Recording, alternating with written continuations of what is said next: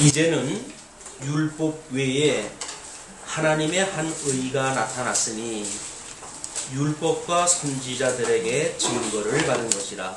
곧 예수 그리스도를 믿음으로 말미암아 모든 믿는 자에게 미치는 하나님의 의인이 차별이 없느니라. 모든 사람이 죄를 범하였음에 하나님의 영광에 이르지 못하더니 그리스도 예수 안에 있는 구속으로 말미암아 하나님의 은혜로 값없이 의롭다 하심을 얻은다 되었느니라. 이는 예수를 하나님이 그의 피로 인하여 믿음으로 말미암는 화목제물로 세우셨으니 이는 하나님께서 길이 참으시는 중에 전에 지은 죄를 관가하심으로 자기의 의로우심을 나타내려 하심이니 곧 이때에 자기의 의로우심을 나타내사 자기도 의로우시며 또한 예수 믿는 자를 의롭다 하려 하시니라. 우리 26절까지 먼저 공독을 했습니다. 오늘서부터는 우리 강의의 그 주제가 약간 방향이 달라지게 됩니다. 그 21절에 이제는 이렇게 설명이 되어져 있는데 성경학자들은 그렇게 이야기를 해요. 그 이제는이라고 하는 한글 성경에는 표시되어져 있지 않지만 이것이 원문에 보게 되면 그러나 라고 하는 접속사가 있다고 그럽니다. 그렇기 때문에 지금 21절 이제는 뭐 이렇게 나가는 어떤 우리들이 갖는 그 의미가 그냥 이제라고 하는 시간에 대한 이런 그 개념이 아니라 이제 여기서 앞에서 설명했던 거와 또 다른 그런 그 맥락에서 이렇게 설명이 되어지겠죠. 그러니까 지나간 날에는 이제는에 대한 이제는이라고 하는 것은 이제 어떤 현재성이라고 한다면 지나간 날에는 이렇게 설명했던 것이 과거의 설명이었다고 한다면 이제 오늘서부터는 이제라고 하는 새로운 현재성에 대한 설명이 되어지기 때문에 시간적으로 우리가 21절에서부터 새로운 주제로 이름을 바꿨습니다. 그것이 우리 가로없는 3번의 하나님의 의의 성취에 대한 내용이에요. 이제 로마서 11장까지 계속 이 주제로 나갈 겁니다.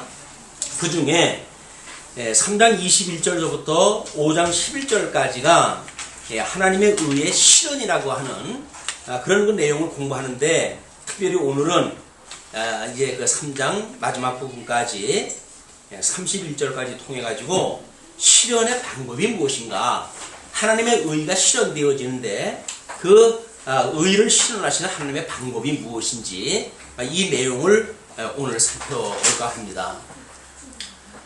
우리 지난 시간에는 사람의 어떤 생체적인 그런 그 입장에서 우리가 운해적이냐 좌뇌적이냐 그걸 가지고 동서 문화를 통섭하는 이런 사도 바울의 복음의 선포라고 하는 측면에서 우리가 한번 살펴보았거든요. 그런데 우리 이 구약성경부터 신약성경까지 절수가 몇 절인지 혹시 아시는 분 계십니까? 자그만치 3993계절이래요. 그러니까 3993절을 예를 들어서 뭐 넉넉 잡고 주일날 한 10절씩만 잡아가지고 강론을 우리가 듣는다고 하면 자그만치 이 지금 1년에 52주 아닙니까? 그럼 52주를 3만 개를 52주로 나누면 그러면 약 한 600개 거기에 10줄로 나눠가지고 한다면 지워도 아마 60년 정도 세월이 걸리질 않는가 이렇게 생각됩니다. 거기다 절기가 나오면 반복되어지는 거 있지 뭐 이렇게 하다 보면 우리가 성경을 읽어가지고 어떤 의미를 우리가 파악해낸다는 이야기, 명제에 도달한다는 이야기는 성령의 은혜가 아니면 도저히 불가능한 일입니다. 그렇기 때문에 성경 기록 성경이 이제 우리가 이 기록이 신약 성경이 기록이 되어지고 그리고 이것만이 신약성경이다 라고 한 것이 우리 주후 397년이라고 그러니까 지금부터 한 1700년이 성경이 완성되어진 이후로도 1700년 동안 세월이 지나갔어요. 그동안에 수많은 우리 이 신학자들이 성경을 연구했고 또 그거에 대한 의미를 파악을 했고 역사적 배경을 연구를 갖다 했고 그리고 지금 이 어떤 이 근대에 들어와 가지고는 이 성경을 배경으로 했던 모든 역사에 엄청난 발전이 이루어졌습니다. 그래서 이런 그 모든 역사적 배경, 뭐 그동안 있었던 철학적인 배경, 뭐 이런 모든 것들이 완벽하게 구성이 되어져 있지만 오히려 모든 그런 그 지성적인 교육이 우리 대한민국 같은 경우도 뭐 상당한 발전을 이루고 있는데 오히려 자유주의 신학이 등장을 하고 성경의 무호성을 이제 스스로 포기를 하고 그렇기 때문에 성경 66권이 오직 하나님의 말씀이라고 붙들고 살던 어떻게 보게 되면 어리숙하던 우리 믿음의 선배들이 정말 어리숙할 정도로 그렇게 믿음을 지켰던 그런 시대와 달리 이제는 하나님의 말씀이 엄청난 공격을 받고 있습니다. 일반 그런 과학이 발전하고 그러니까 그래서 무신론을 바탕으로 한 뭐 이런 그 일반 학문의 발전 이것은 기독교에 아주 치명적인 지금 공격을 해오는 사건이기도 합니다. 이거를 우리 아이들이 끊임없이 이제 그 무신론을 바탕으로 한 교육을 학교 들어가자 이제 시작이 되어지거든요. 아이들이 초등학교 들어가기 전까지는 부모님이 무릎에다 앉혀놓고 성경을 가르치고 하나님의 말씀이 어떻다 이렇게 가르쳤다고 하더라도 이제 학교에 들어가서 공교육권에 들어가게 되면 부모님들의 영향력이 점점 줄어들 수밖에 없죠. 그 아이들은 무신론의 바탕으로 한 일반 학문을 접근할 수밖에 없습니다. 그럼 무신론을 바탕으로 한 학문이니까 그 아이들에게 하나님이 지금도 살아계시다고 하는 그 내용을 설명하는 우리 교회 학교와 그 다음에 엿새 동안 학교에서 배우는 일반 학문과 끊임없이 이게 모순을 불러일으키는 겁니다. 그거를 우리 아이들에게 어떻게 이론론적으로 설명할 건가 라는 것은 과거의 방식으로 무조건 오고 믿어 라고 하는 방식으로는 이게 어려워져요. 왜? 아이들이 점점 이성이 발달하기 때문에 그 아이들에게 성경을 우리가 성경답게 설명만 해도 충분히 그런 어두운 문화들을 감싸 안을 수 있는 그릇이 있음에도 불구하고 우리가 그런 틀이 없기 때문에 과거에는 그냥 무조건 오고 이제 근본주의는 난 몰라 그냥 성경대로 믿을 거야. 성경은 오직 1.1핵이라도 더하거나 감할 수 없는 하나님의 말씀이야. 라고 하는 걸 가지고 우리가 움켜잡고 왔다고 하면 그걸로 해서 기독교 내 자체 내에서 이제 무너지기 시작을 하거든요. 자체 내에서 공격을 해오는 거예요. 어떻게 이 대명천지 밝은 세상에 지금도 성경을 문자적으로 이렇게 믿는다고 하는 것이 가능한 일이냐. 이렇게 이 기독교권에서 공격을 해오기 때문에 이제는 외부에서 공격해오던 시절하고 또 다릅니다. 교계가 완전히 갈라져가지고 자유주의 신학이라고 하는 것이 엄청난 털을 넓혀가고 있어요. 그런 그 가운데 우리가 이 로마서를 통해 가지고 지금 어떤 이렇게 부분적으로 3993개 절을 어떤 귀납적인 방법으로 연구해 들어가게 되면 평생을 공부해도 그 명제에 도달할 수가 없어요. 그러나 성령의 감동으로 성경신학이 재창되어지는 데까지 왔고 신학의 진전적 발전을 통해 가지고 오늘날 이제 현재에 이른 겁니다. 그런데 우리를 인도하시는 하나님께서 성경을 어떤 구조적으로 이해하는 틀을 주셨다는 겁니다. 이것이 성경 신학의 강점이고 그런 철저하게 그런 그 구조를 이미 선연구자들에 의해서 구조에 의해 가지고 연역적으로 이제 공부를 갖다 해 들어가기 때문에 우리는 3997개 절에 어떠한 모순이 있을 것과 같은 이런 거 수없이 있죠. 성경을 보게 되면 수없는 모순들을 발견하게 돼요, 사람들이. 근데 그게 모순이 아니라는 거예요. 왜냐하면 연역적인 방법으로 위에서 조망을 해가지고 보게 되면 상황이 다르다든지 시기가 다르다든지 환경이 다르다든지 어떤 다른 환경을 통해 가지고 설명 방식이 그렇게 다른 것처럼 보이는 것 뿐이지 성경이 모순이라고 한다면 진리의 말씀이 아니죠. 그럼 우리 어떤 생각이 이게 짧기 때문에 그걸 모순으로 느껴지는 것 뿐인데 성경을 체계대로 공부하게 되면 모순이 일어날 수가 없어요. 그것이 이제 우리들이 이걸 성경 66권을 통전적으로 이해하는 우리들의 그런 그 의미입니다. 그래서 지난 시간에 이제 그런 우내냐 자네라고 하는 그것보다는 오늘 사도 바울이 지금 이 기자 아닙니까? 사도 바울을 하나님께서 특별히 이방인의 사도로 세우시기 위해서 그러하여금 출생 전서부터 하나님께서 이미 준비를 다 했죠. 사도 바울에. 그래서 그러하여금 이제 그 헬라 문화권에서 출생을 했다 하고 거기에서 국적을 얻고 철저하게 헬라 문화에 대해서 섭렵을 했다 하게 하시고 그리고 또 유대주의 쪽에서는 아주 엄한 그런 그 율법주의자한테 교육을 받아가지고 동서 사상이라고 하는 모든 그런 그 학문계를 이 사도 바울은 섭렵을 했던 사람입니다. 그것이 하나는 이제 그 자기의 그런 고국에서 배웠던 히브라이즘이라고 하는 그 내용이고 또 하나는 자기 출신지에서 배웠던 헬라 철학을 공부했던 헬레니즘이라고 하는 그런 그 사상의 체계예요. 그런데 이제 우리가 성경을 우리 하나님께서 어떤 사상이 두 개의 뭐 우리가 히브리즘이다. 그러면 이 히브리즘이라고 하는 거는 우리가 이제 크게 어떤 나눠놓고 보게 되면 이거는 신본주의다 이렇게 이야기를 하지 않습니까? 신본주의. 그 다음에 이 헬레니즘이라고 하는 그거는 인본주의다. 이렇게 해가지고 극적인 차이를 구분을 갖다 해놨어요.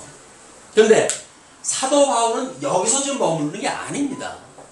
왜냐하면 우리 지난 시간까지 공부한 걸 보게 되면 이 헬라파 성도들과 그 다음에 유대파 성도들 간에 이 갈등이 있다는 거 아닙니까?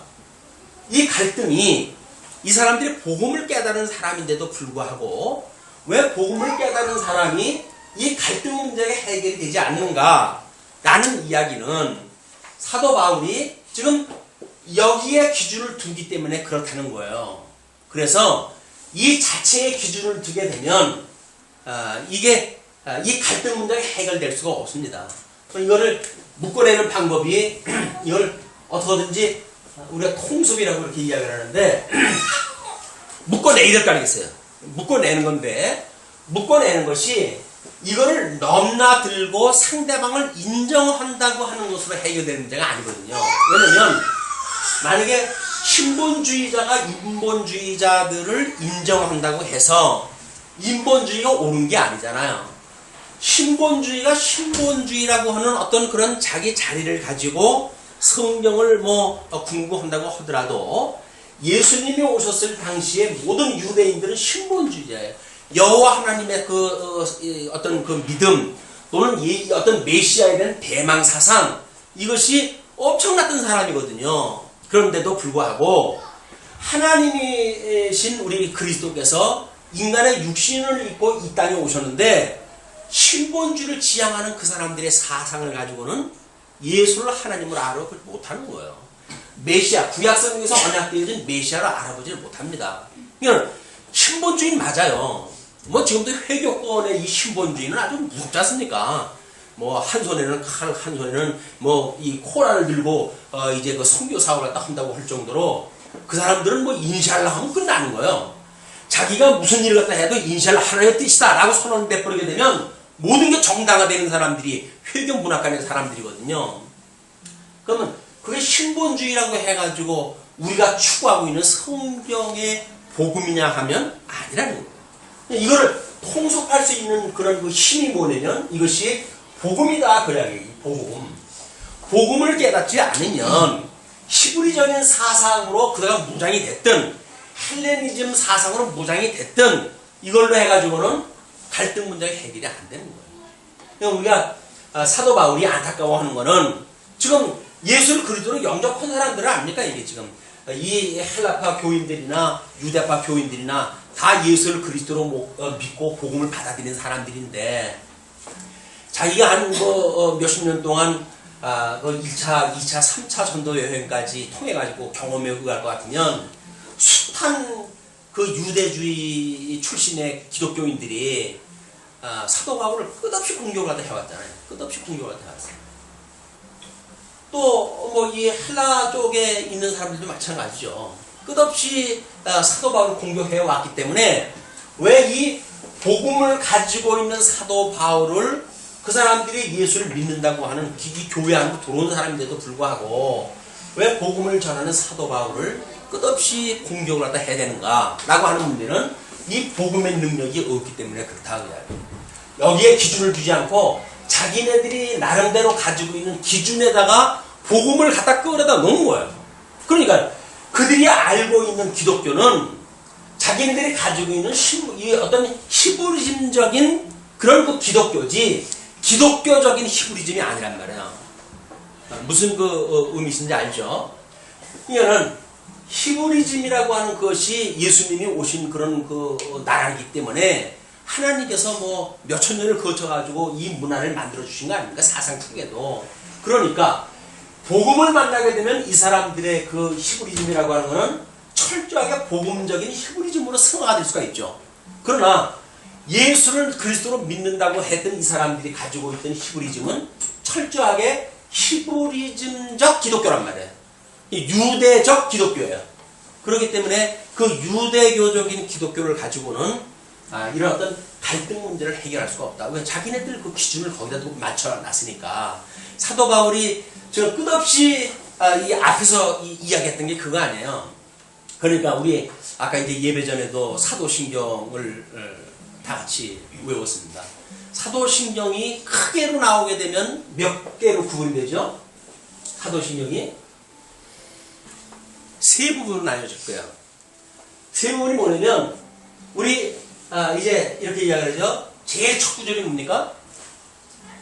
전능하사 네? 우리 성부 하나님의 이 사역이에요. 성부 하나님 천지를 창조하시고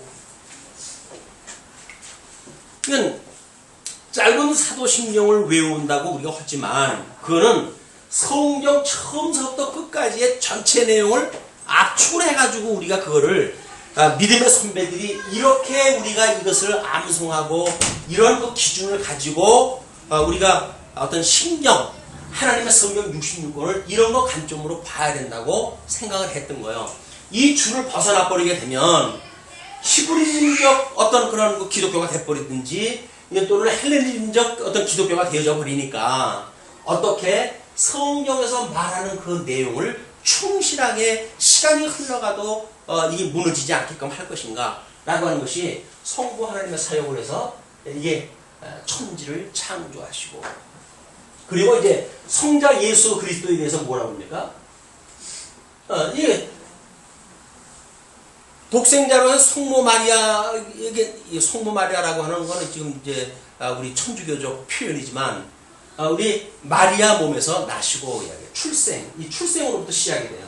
출생, 그리고 고난 받으시고, 그 다음에 십자가에 못 박여 죽으시고, 그리고 사흘 만에 부활하사, 그 다음에 하늘에 오르사,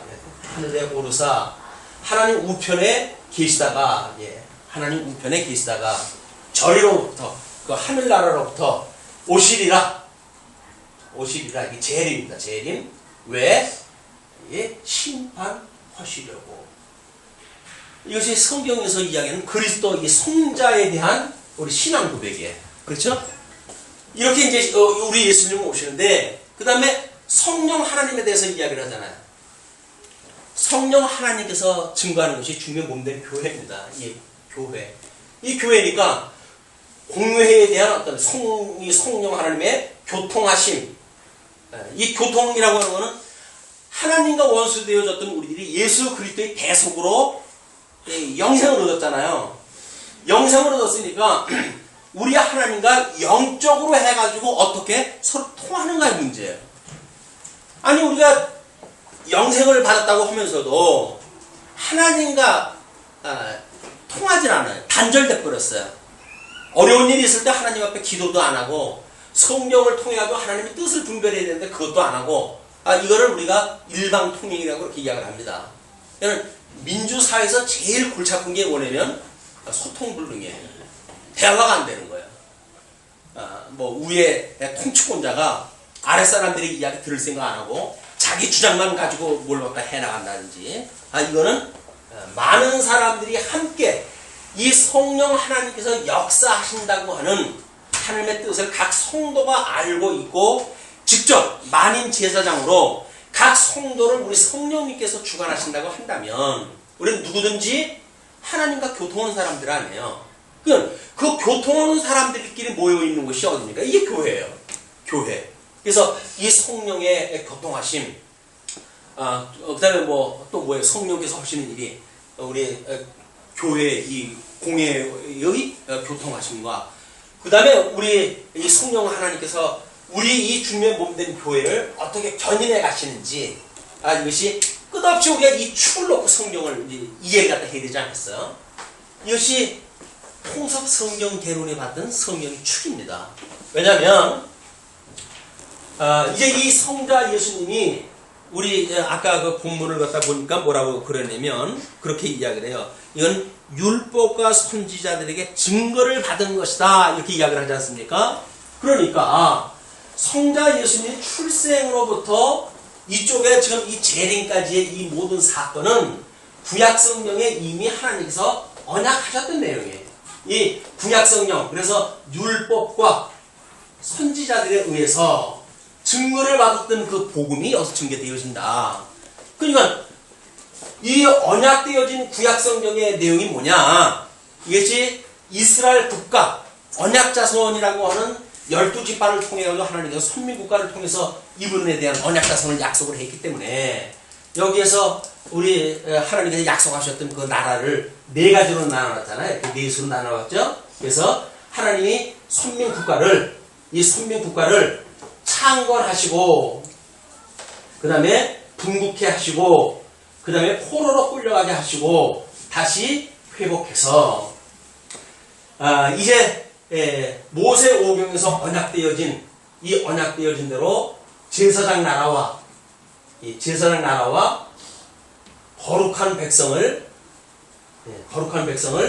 삼으신 것이 지금 이 구약성경이라고 우리가 이렇게 구약성경 전체로 공부를 했습니다.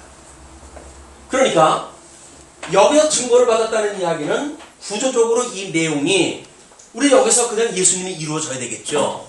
그러니까 이 창건된 언약자손이 지금 이 국가, 선민국가가 창건되어졌다는 이야기는 하나님의 나라로 이분이 뭘로 오셨어요? 우리 성자 예수님께서.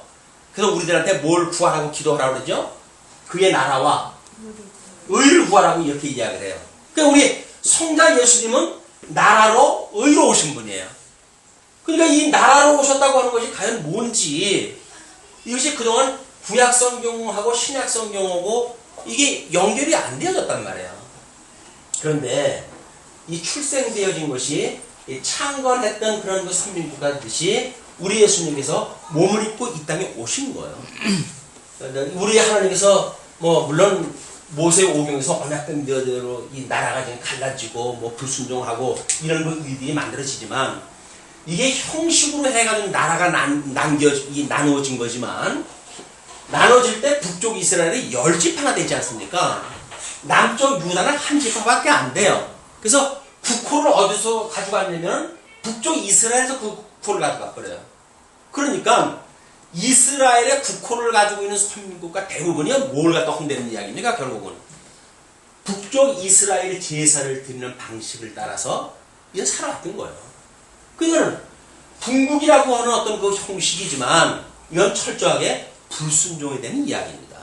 그들이 얼마나 하나님 앞에 내가 약속한 땅에 들어가게 되면 속히 너희들이 나를 버리고 너희들이 우상을 섬길 것이며 그때에 내가 너희들을 열방에 흩을 것이고 그리고 이 열방에 흩었다가 돌아올 마음을 주었을 때 나에게 돌아오는 자들을 내가 너희의 하나님이 되고 너희는 나의 백성이 되리라. 여기서 결국 언약되어진 대로 이 지금 선민국가의 역사가 이루어진 겁니다. 이 언약대로 만약에 예수님이 이루시는 역사가 이루어진다는 형식이 맞는다고 한다면 우리 예수님의 이 고난은 철저하게 우리 공생의 시기가 30년에 들어가는데 30년 동안 우리 예수님은 고난받는 시간들이었어요. 성부 하나님, 그 하나님과 동등됨을 버리시고 인간의 낮은 모습을 입고 이 땅에 오셔가지고 철저하게 버림받고 어떤 그 수치를 당했던 그런 그 고난의 시기였었다. 이것이 선민국가임에도 불구하고 하나님을 섬기는 순종하는 제사가 아니라 인간들이 자기를 위한 제사를 드리고 자기의 영광을 위한 선민국가를 운영했던 그런 수백 년의 시간들이 우리 예수님이 오셔가지고 직접 당하는 고난에 대한 것으로 지금 이게 모형적으로 보여주는 사건이었다. 우리 예수님께서 급기야 이스라엘 백성들은 선민국가가 포로로 끌려갑니다. 바벨론으로 포로로 끌려가죠. 북쪽 이스라엘은 아수르에 의해 가지고 완전히 멸망되어지고 남쪽 유다는 586년에 바벨론에 의해서 포로로 끌려가요. 그리고 70년 동안이나 나라를 잃고 모든 주권을 상실한 채 종의 모습으로 이 사람들이 포로 생활을 하게 되어집니다. 그러나 하나님께서 언약하셨던 대로 그들을 회복을 하셔요. 우리 이렇게 놓고 보게 되면 하나님이 왜 창건하셔가지고 회복하실 거면 왜 무너지는 역사를 갖다 이루어 가십니까? 질문이에요. 이게 의심이에요. 아니 하나님께서 그냥 잘 여기서 통일 국가를 이루었는데 하나님 앞에 충성하는 나라를 만들어 갔으면 얼마나 좋을까? 그것이 우리들의 생각이에요. 왜냐하면 하나님께서 이거를 설명하신 이 모형적으로 지금 이 보여줬던 역사는 실체적으로는 아담에게 하나님께서 이 에덴 동산을 통해 가지고 이 나라를 누리도록 안식을 누리도록 주신 거 아닙니까? 근데 이 에덴 동산에서 이 불순종을 갖다 해가지고 결국은 불순종을 갖다 해가지고 하나님께서 내어 쫓아버렸단 말이에요. 이 사망의 권세 아래 이들을 두어버렸어요. 그래서 그의 영들은 죽어버렸고 이 사망 가운데 두셨기 때문에 지금 이 실체적인 이거를 보여주는 것이 지금 이 선민국가의 역사이기 때문에 선민국가가 이렇게 사망됐다가 다시 회복하는 역사, 예수 그리스도를 통하는 이 죽으심과 부활이라고 하는 십자가 사건, 이걸 통해 가지고 구원이라고 하는 그런 그 섭리가 없다고 한다면 이건 아무런 의미가 없는 거야. 우리는 의심이 가는 게 있어요. 왜 하나님께서는 이 죽은 자리에다가 우리 다 두었다가 왜 여기서 불러냈냐? 불러내는 것도 누구나 불러내는 것도 아니잖아. 이게 하나님의 지혜라는 겁니다. 하나님께서는 만사를 작정하시고 모든 이성적 분들을 예정하셨다고 했어요. 그러니까 이 작정한 대로 지금 하나님께서 모든 걸 창조하시는 일입니다. 하나님께서 작정하신 대로 모든 일을 천상계의 일도 천하계의 일도 우리 하나님께서 창조하신 일이에요. 그리고 이 예정을 위해서 하나님께서는 예정이라고 한다면 우리가 두 가지로 나뉜다 그랬잖아요. 뭘로 나뉘죠? 선택과 유기로 나뉜다 그랬어요. 그러면 여기서 선택과 유기를 나눈 것이 예정한 것이 하나님의 기뻐하시고 선하시고 온전하신 뜻인데 그런데 만들어 놓으신 여기 섭리를 갖다 보게 되면 그냥 아담한테 복을 주시고 그리고 생육하고 번성하라 땅에 충만하라 모든 걸 다스리라 이렇게 약속을 해버리거든요. 그러면 모든 사람들이 만약에 그 복을 받고 모든 사람이 이 나라를 누리고 살고 그렇게 되면 여기서 유기를 이루실 수가 없겠죠. 그렇죠? 여기서 또 이 작정도 만약에 천국과 이 지옥이라고 하는 것이 있다고 한다면 천국의 모든 것들이 다 이루어지고 말 거 아니겠어요. 그럼 지옥은 통통 비고 유기된 백성들도 없고 하나님의 이 작정하신 뜻, 예정하신 뜻은 계시세계에서 이루어질 수가 없는 거 아닙니까? 그렇지 않단 말이야. 하나님께서 이걸 이루시기 위해서 복을 처음에 받는 자들에게는 복을 주시고 나라를 언약하시지만 거기에서 하나님께서 우리 조건을 가입이 되어졌다고 이렇게 이야기를 했잖아요. 왜 하나님께서 이 언약을 가입을 시키시는가? 그 이야기는 모든 사람을 이 에덴 동산에서 내쫓게 하시는 일이에요. 우리 아담 한 사람이 범죄를 했지만 우리 모든 사람들은 그 아담이 이제 여기서는 창조가 되어진 분 아니에요, 아담은? 그러나 그 모든 사람들은 죄 가운데 잉태되어지고 죄 가운데 출생되어진 사람이란 말이에요. 그러니까 누구도 의인이 한 사람도 없다는 이야기는 죄 가운데 우리가 살기 때문에 이게 없는 겁니다. 뭐 여기서 이 사망 가운데 산다고 하는 이제 뭐 수많은 의미 이런 것들은 우리가 성경을 더 공부해 가면서 이제 그걸 공부해야 되겠지만, 사망 권세 아래 통치받는 우리들이 과연 어떠한 것인가? 이것이 소위 21세기 현대적인 문화의 어떤 입장에서 보면 이것이 하나님 앞에 하나님이 없다 하는 자들이 만들어가는 문화의 힘이에요. 문화의 힘. 그러면 우리가 지금 이 사망 권세 속에서 함께 살고 있잖아요. 우리 영은 중생이 되어졌지만 우리 육신은 여전히 사망 권세 아래 통치 아래 있습니다. 그렇기 때문에 세상이 우리를 몰고 가고 있는 어떤 문화를 제대로 분별하지 않으면 우리는 이 사망 권세의 종로로서 크면서 살아갈 수밖에 없는 거예요. 이게 세상이 옳다고 하는 것이 옳다고 그러니까 어떤 사람은 그런 설명을 했더라고요. 많은 사람들이 옳다고 해가지고 옳은 것도 아니고 많은 사람들이 그러다고 해가지고 그것이 그런 것도 아니란 말이에요. 진리라고 하는 것은 어떤 다수결의 원리에서 나오는 게 아니에요. 왜? 진리라고 하는 것은 초청받은 사람은 많지만 택함을 받은 사람은 많지 않습니다. 중세 때 뭐 만인 제사장이라고 이야기를 했지만 그 사람들이 믿고 있던 신앙의 세계는 철저하게 무속 종교적인 거예요. 지금 사도 바울이 로마에 가기를 원했던 것은 내가 무엇인가 신령한 것을 나누어 주어서 너희들에게 이런 어떤 복음을 갖다가 외형적인 복음만 받아들여 가지고 실질적인 생명을 누리지 못하는 너희들에게 이 신령한 은사를 나눠주겠다는 거예요. 지금도 마찬가지죠. 대한민국 뭐 1200만이라고 뭐 쉬운 소리들을 하고 그랬었는데 그 사람들이 다 구원받은 백성이라고 생각을 하면 오해예요. 오해입니다. 왜?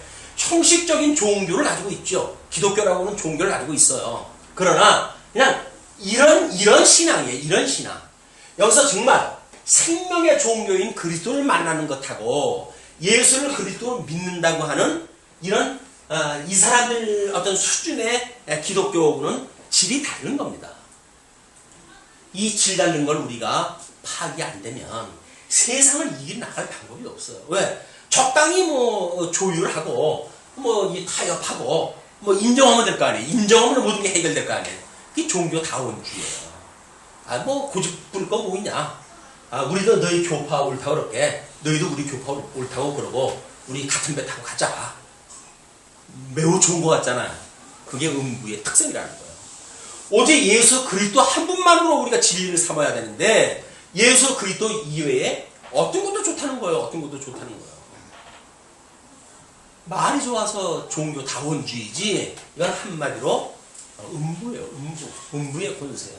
그 음부의 권세를 우리가 파악하지 못하게 되면 나도 모르게 현대 문화에 발이 빠져가지고 엉뚱한 사람들이 끌고 가는 그런 사조에 우리도 끌려갈 수밖에 없죠. 우리 사도 바울의 이 충정, 어떤 복음을 위한 그의 이런 그 세계의 어떤 모든 석학들이 맡은 철학을 그들이 꿰뚫어 봤기 때문에 그 한계가 무엇인가를 알고 이 신령한 은사를 나누어 준다고 하는 이 은사를 오늘도 우리가 그 은사를 함께 나누었으면 좋겠다. 이건 우리가 은사를 받아야 될 문제지. 그냥 우리가 가지고 있는 어떤 종교, 기독교, 개념 이걸 가지고 있다고 문희가 그리스도인이라고 해서 그리스도인이 아니란 말이에요. 그래서 좀 더 우리가 영적으로 해가지고 뭔가 하나님과 이 교통을 이렇게 구하는 이 어떤 영적으로 우리 영적 존재 아닙니까? 이 성령을 통해 가지고 예수를 그리스도로 믿고 영생을 얻은 자란 말이에요. 그러면 생명세계에서 생명의 근원이 되시는 이 예수 그리스도와 뭐 교통이 될 거 아니에요. 이분은 주님의 몸된 교회의 머리가 되시고 우리는 그분의 주님의 몸된 교회는 몸이라고 그러는데 몸이 머리와 교통이 안 이루어진다고 한다면 그건 큰 사고죠. 전신마비예요. 그냥 눈만 멀뚱멀뚱 뜨고 있는 상태지 이 온 몸이 마비가 되어져 있는 상태라고요.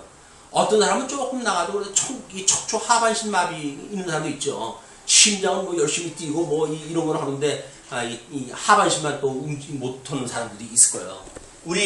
우리가 믿고 있는 그 기독교가 생명의 근원이신 그리스도를 만나가지고 온몸이 건강한 그리스도인으로 지금 내가 이 어떤 정립이 되어지고 정체성이 확인되어지고 이 때를 분별하고 깨어있는 삶을 사는가, 아니면 때로는 반신마비, 때로는 전신마비 상태에서 우리가 있는 건가, 아니면 그냥 내가 예수를 믿는다고 착각을 하고 살아가는 건가.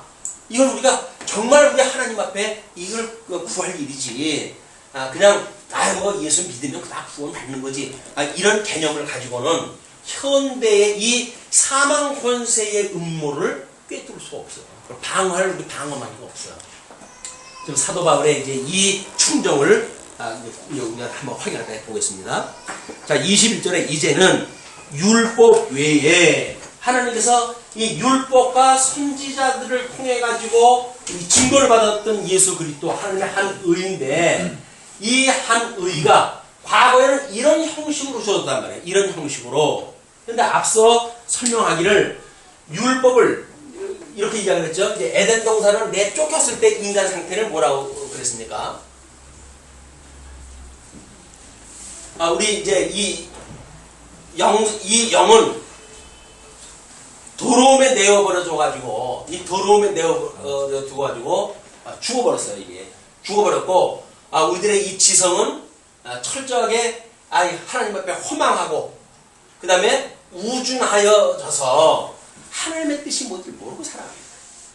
우리의 이 심성은 더러운 육체의 그런 그 소욕에 우리를 버려두어가지고, 우리들의 이 심성이 철저하게 이 타락한 사단의 욕정을 따라가지고 살아가는 이런 그 모습이 되어졌다. 그래서 또 우리들의 우리의 이 덕성, 감성, 이것도 하나님께서 더러운 우리 욕심에다 내어버려둔 대로 더러운 걸 가지고 이 사람들이 더러운 감정, 이 더러운 감정이 철저하게 인본주의적이고 인간적인 어떤 이 정을 풀어가는 문제들이에요. 이게 인간적 사랑에 대한 문제나 뭐 인간적인 뭐 노래하고 감성을 불러일으키는 모든 문제가 요즘 뭐 대단한 그 이제 가요 또는 뭐 우리 뭡니까 그 여자 아이들 온 세계를 향해 가지고 좀 이 노래가 좀 뭐 큰 센세이션을 일으켜가지고 나오고 그러는데, 근데 이것이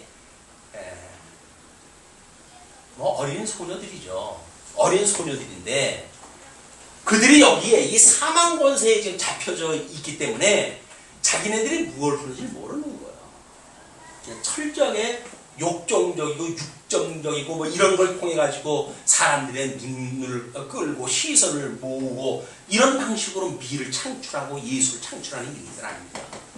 이것이 우리 하나님께서 전체 우리 이 죄인이라고 하는 이런 그 모습을 이렇게 되어졌는데, 우리 유대주의 이제 이 헬라파 사람들은 여기에서 뭐 나름대로 종교도 만들어내고, 이걸 종교를 만들어내고, 또는 이 지성을 가지고 뭐 철학을 만들어내고, 그 다음에 뭐 나름대로 해가지고 뭐 예술 또는 때로는 윤리 이런 걸 나름대로 그 사람들은 이 헬라파 사람들은 만들어냈단 말이에요. 근데 이 기독교를 받아들였던 유대주의자들도 마찬가지로 이 내용을 자기네들이 알고 있는 히브리즘적인 거에 의하면 종교에 대해서 뭐라고 그랬어요? 하나님을 기쁘게 하는 일이 무엇인가, 이거를 자기네들이 안다고 생각을 했던 거예요. 그리고 이 지성을 통해 가지고는 하나님의 선한 뜻을 분별하고, 이 심정은 하나님의 그런 바른 길, 하나님께 나아가는 길이 무엇인가를 그들이 안다고 생각을 했고, 또는 이 감성은 어떤 그 진리의 규모를 가지고, 이 진리의 규모를 가지고 나름대로 세상의 빛이라고 사람들이 주장을 했던 사람들이에요. 우리는 제사장 나라로서 선민 국가의 그런 그 선택받은 사람으로서 모든 사람들의 빛이다. 그리고 우준한 사람들의 장신들이 선생이라고 스스로 자처했던 사람들이란 말이에요. 왜? 제사장 나라니까 그렇게 살아야 되겠죠. 그렇게 했으나 그러질 못하고 결국은 헬라파 교인들을 정죄하는 데 이르고 말지 않습니까? 이걸 애기를 안 된단 말이에요. 그럼 과연 이 복음이라고 했던 그리스도, 우리 사도 바울이 증거를 했던 이 복음이라고 하는 것이 어떻게 이거를 감싸 안을 수 있는가라고 하는 문제를 이 시간 우리가 확인을 해내야 우리가 적어도 예수를 그리스도로 믿는다고 하는 그것이 그냥 어떤 이 명제적으로 알고 있는 수준의 지식 수준이 아니라 성령과 교통하시는 영적 작업이라고 하는 걸 우리가 깨닫게 되어진단 말이에요. 영적 작업이라고 하는 것이. 우리 영적 활동이 필요한 겁니다. 깨어 있어야 우리의 영적 활동이 되어지지, 깨어 있지 않으면 하나님의 뜻인 성경을 보고도 하나님의 뜻이 뭔지를 모르는 거예요. 왜? 막혀버렸으니까. 그래서 어떻게 하면 하나님과 교통할 것인가 라고 하는 건 끊임없이 우리 하나님을 기도할 일입니다. 사도신경은 암송하는 것이 아니에요. 그렇기 때문에 우리 이제 이 성령 이제 앞에 뭐 찬송가 앞에다가 이제 사도신경 뭐 주기도문 이렇게 소개했다 해놓고 있는데, 그래서 그거는 그냥 책을 읽어도 괜찮습니다. 그러니까 뜻이 무엇인가를 끊임없이 파악을 하는데 이 초점이 맞춰져야지. 우리 이제 뭐 세례를 받을 때쯤이면 우리 주기도문을 뭐 학습 받을 때 정도 되면 이제 주기도문 외워야 되고 사도신경 외워야 되잖아요. 달달달 외우죠. 교회 처음 이제 입문하고 다다다다 외우거든요. 그거 외우는 거가 우리들의 믿음하고는 아무런 상관이 없어요. 우리가 주기도문을 왜 속도를 한 박자 늦춰가지고 천천히 그 주기도로 다 합니까? 어떤 암기되어져 있는 지성작업이 아니란 말이에요. 끊임없이 그 내용을 통해 가지고 성령 하나님, 이 성령 하나님으로 말미암아서 교통을 하기 위한 일이기 때문에 우리 주님께서 가르쳐 주신 기도 아니에요. 그러니까 주님께서 가르쳐 주신 기도인데 주님의 뜻하고는 상관없이 달달달달달하고 외우는 걸로 해가지고 주기도가 끝난다고 한다면 예수님이 너희들 지금 뭐 한 거냐? 그럴 거 아니겠어요. 우리가 어떻게 예수님이 그것을 왜 우리한테 이렇게 기도를 갖다 그렇게 하라고 그랬을까? 그 내용이야말로 성령 66권을 차례대로 천천히 이걸 확인을 해나갈 필요가 있다는 겁니다. 이걸 구조적으로 우리가 확인되지 않으면 사도신경처럼 이렇게 한 줄로 끼워져 있는 것을 구조적으로 이해를 하지 않으면 파편적으로 오늘은 여기서 조금 내일은 여기서 조금 이래가지고는 사도신경에서 말하고 있는 이 축도 우리가 지탱을 못해요. 그렇잖아요. 사도신경에서 말하고 있는 이 창조사역과 섭리사역, 이것이 이제 하나님의 예정과 작정을 이루시는 일인데 성부 하나님의 일, 성자 예수님의 일, 성령 하나님께서 행하시는 일에 대한 것도 우리가 이걸 차례대로 논리적으로 확인해갈 방법이 없다고. 그럼 이거라도 우리가 좀 차근차근 해나가야 되지 않겠어요? 다음 시간에 했던 사도신경 외우지 말고 읽을까요? 본문을 눈으로 보면서.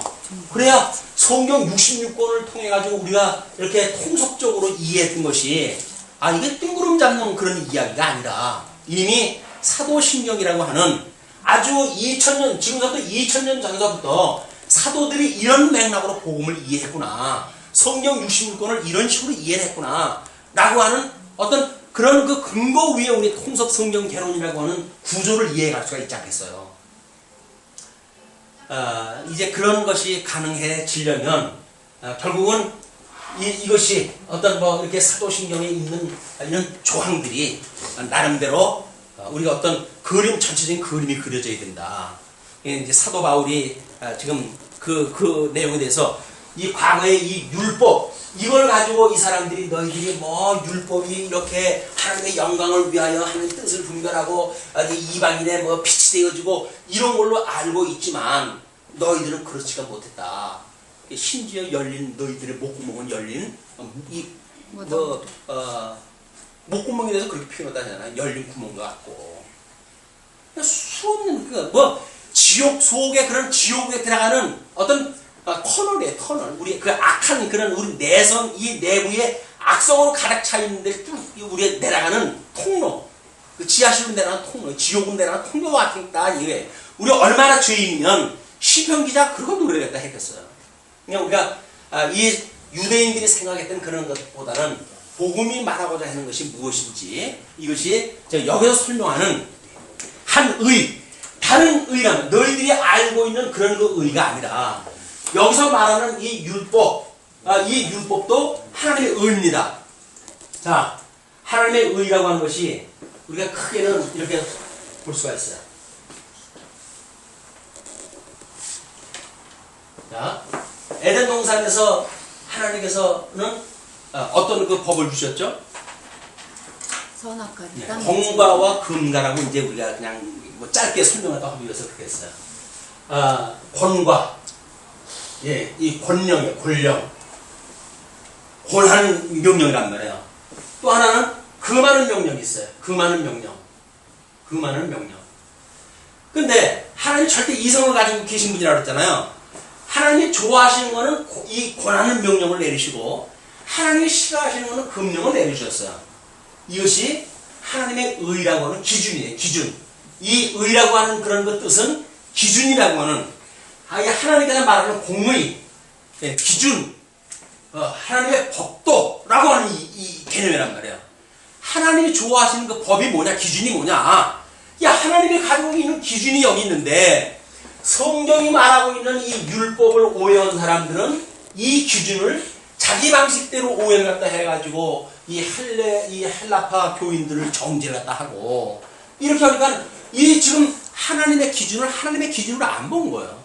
성경은 분명히 율법이 하나님의 기준이죠. 왜냐면 하나님 기뻐하신 대로 했으니까 기뻐하는 뜻을 따라서 명령을 주셨으니까 그 명령을 어떻게 지키는가가 하나님 좋아하는 거 나도 좋아하고 하나님 싫어하는 거 나도 싫어하고 이것이 사랑하는 사람들하고의 관계라고 그랬잖아요.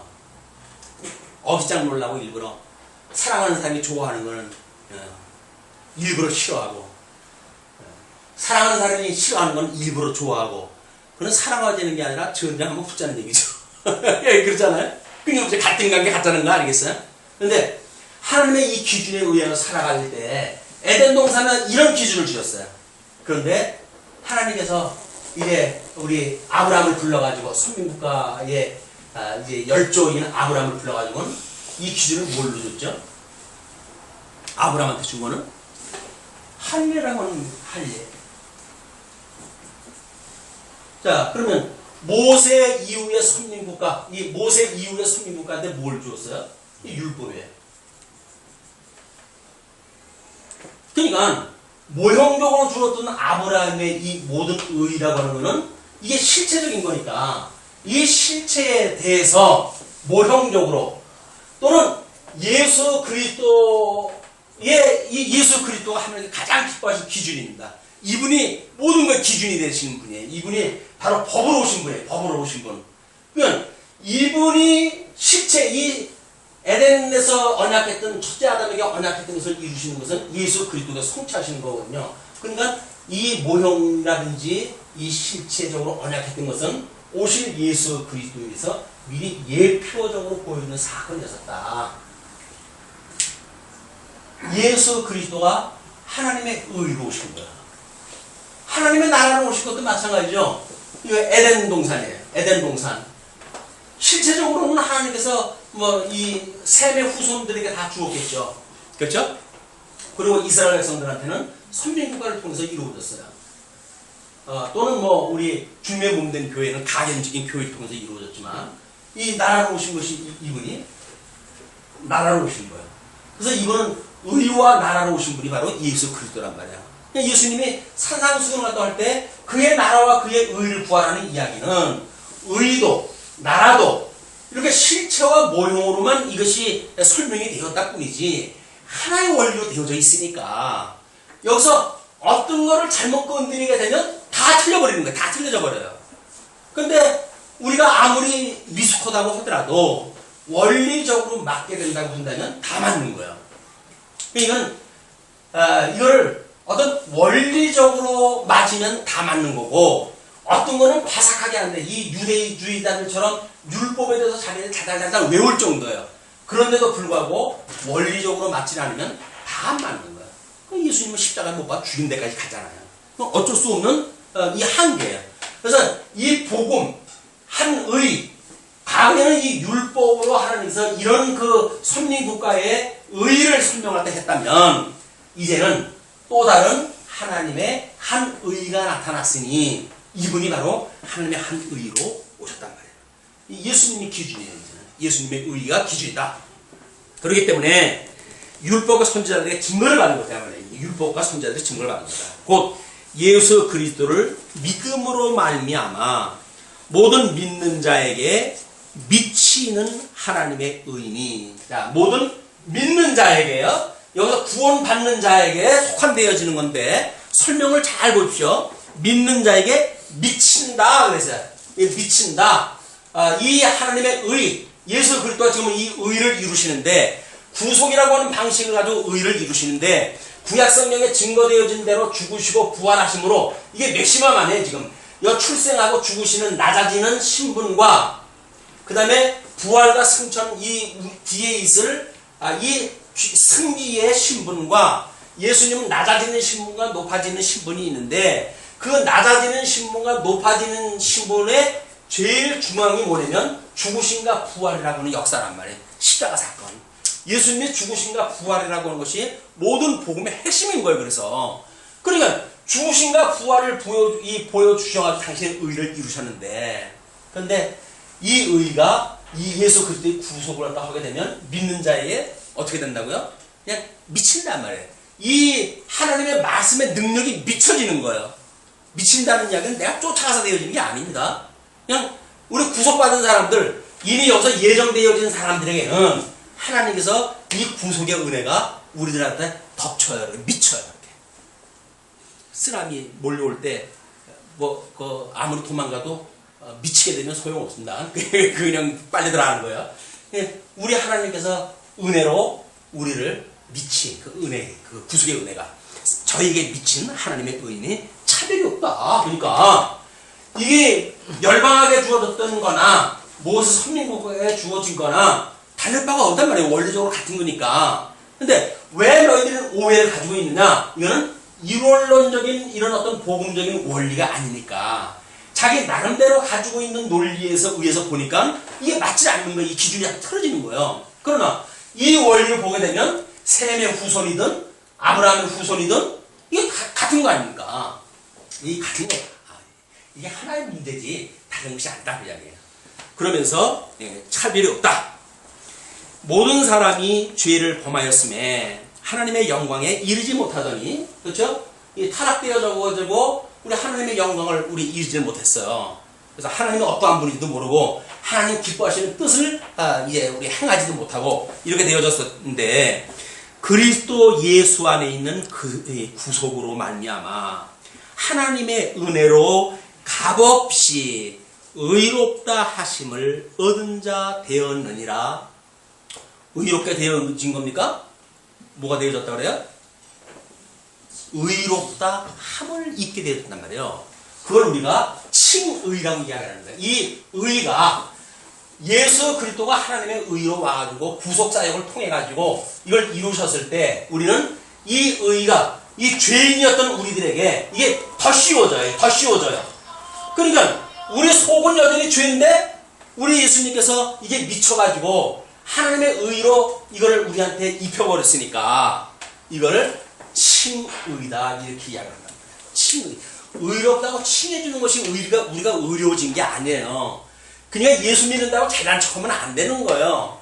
우리 속은 여전히 죄인인데 우리 이 구속의 사건을 통해 가지고 의롭다고 하나님께서 봐주신단 말이에요. 칭해주신다.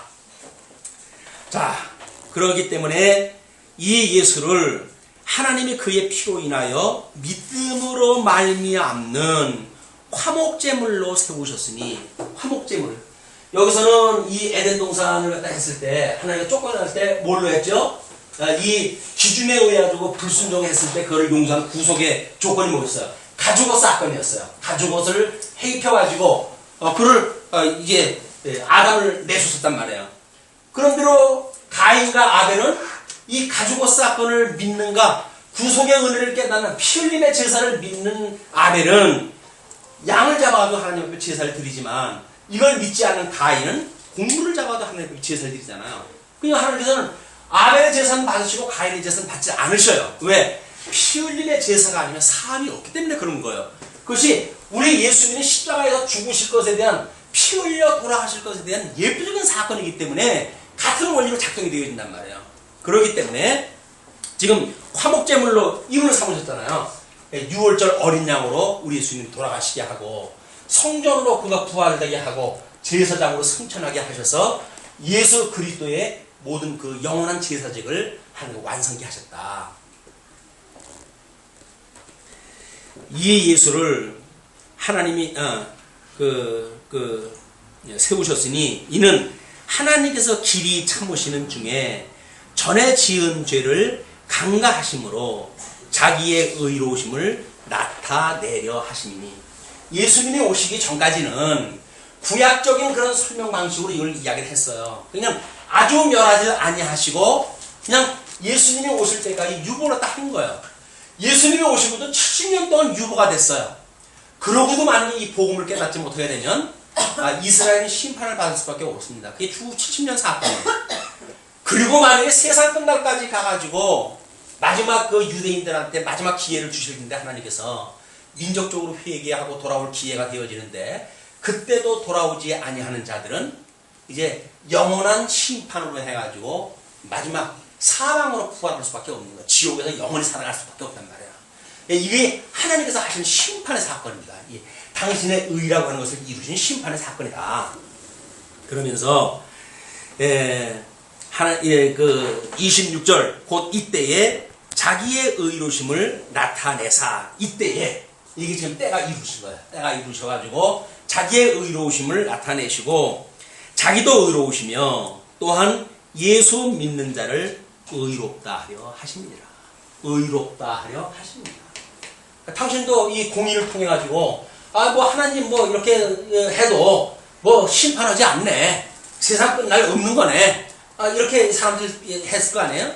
그러니까 유대인들이 지금 헬라파 교인들을 공격할 적에도 오래 참으시는 하나님에 대한 걸 무시하고 공격을 갖다 해야 되잖아요. 그러니까 앞으로 십몇 년만 지나게 되면 이스라엘 그 나라가 지금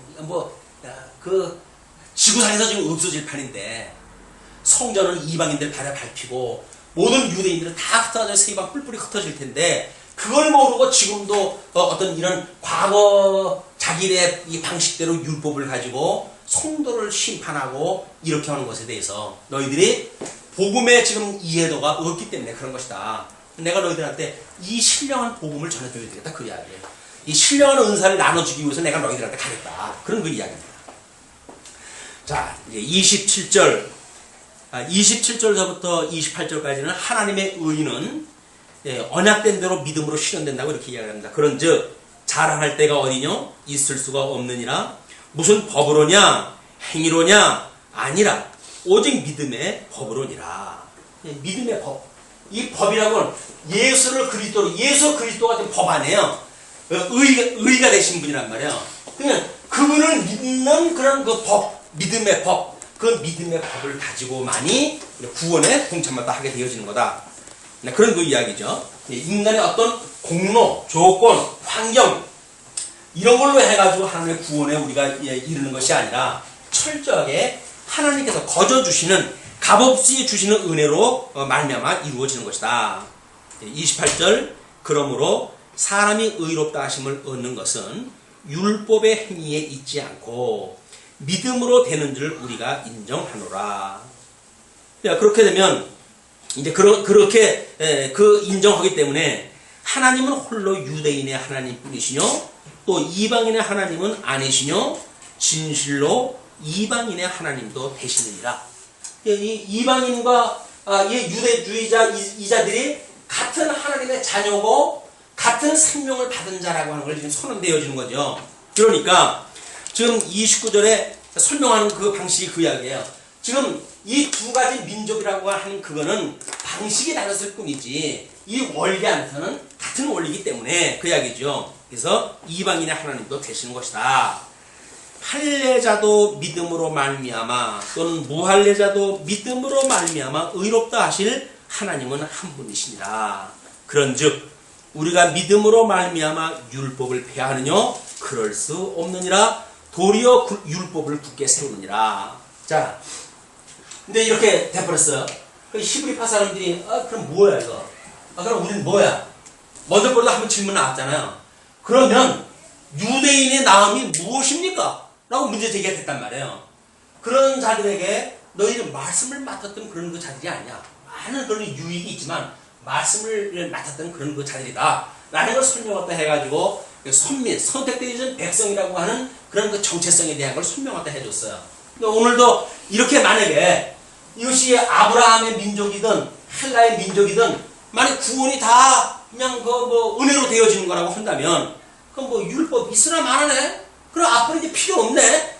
라고 하는 틀림없는 문제제기가 등장할 거라고요. 사도 바울이 그거를 의식을 했다 하고 그렇게 이야기를 하는 거예요. 율법을 폐하느뇨 그럴 수 없느니라. 우리 주님께서 뭐라고 그랬죠? 산상수훈 오시면서 내가 율법이나 선지를 폐하러 온 줄로 생각하지 마라. 나는 그것을 온전케 하려 합니다. 이렇게 이야기했어요. 예수님께서 온전케 하신다고 하는 것은 하나님의 의, 과거의 율법은 엉성한 조항으로 되어져 있기 때문에 유대인들이 이 그물 사이로 목을 갖다 뒤밀고는 나는 죄에 안 졌어 라고 하니까 예수님께서 그걸 촘촘하게 자른 거예요. 온전케 해가지고 어떠한 그 불의한 자도 자기네들의 뭘 이루었다고 하는 그걸 가지고 자랑을 삼지 못하게 죄 가운데 가둬놓으셨다. 그런 그 이야기입니다. 그렇기 때문에 율법은 이 율법이 폐해진 게 아니란 말이에요. 왜? 지금 이 성경 계시로 주어진 거 아니에요? 이 선민국가의 역사가 끝났다고 해가지고 계시가 이게 필요가 없는 게 아닙니다. 과거에 이런 방식으로 섭리했던 것이 예수님이 오셔가지고 또 한 의를 이렇게 이루셨다고 하는 설명의 방식이기 때문에 이루어졌다고 해가지고 이게 다 필요 없다 라고 하는 구약성경 폐기론자들은 이 계시에 대한 걸 모르는 사람들이에요. 이 뭐 이루어졌느냐 안 이루어졌느냐 이런 걸로 해가지고 폐기 이젠 쓸데없네 뭐 이래가지고 지워버리고 그럴 상이 아니란 말이에요. 왜? 성경을 통해서 우리는 하나님의 뜻을 알아갈 수가 있기 때문에 성경에 기록되어져 있는 어떤 것도 지워버릴 수가 없는 거예요. 예수님이 친히 와가지고 율법을 온전케 하고 다 이루셨다 할지라도 그것이 있어야